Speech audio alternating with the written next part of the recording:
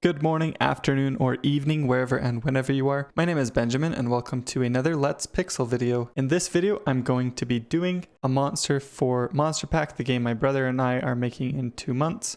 I have another design from my daughter. I don't actually know what this is. I have some ideas for what I can turn it into, but I don't actually know what it is. So we'll see how things go with this. Let's get started. I'm going to start by defining some basic shapes here. I also think that I want to make this into some sort of fire owl. And so that's kind of what I'm aiming for when I make it. It's also going to be the child form of the monster. There's a child form and an adult form. We're going to be making the child form for this monster. So that's what I'm going to start with.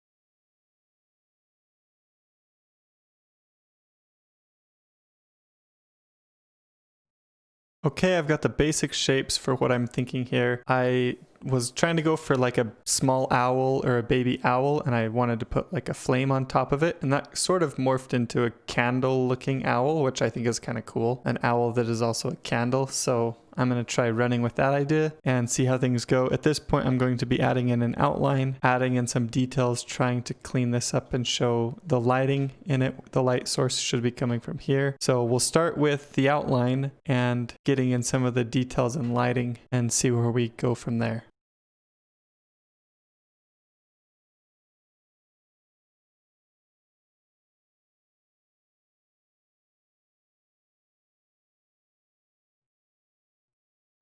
Okay, at this point, I feel like the balance of the way that it's balanced is a little bit off. These feet feel a little bit too far forward to me, so I'm going to be adjusting that and trying to help with that. This can partially be because of the outline. I want to stick with the shape of the head here a little bit, try and make it feel like the face is kind of melting down. I don't want to fix these cheeks too much, the way that they're a little bit awkward, but I think I like that, so I'm going to keep that, and we'll just try and fix the balance down here at the feet.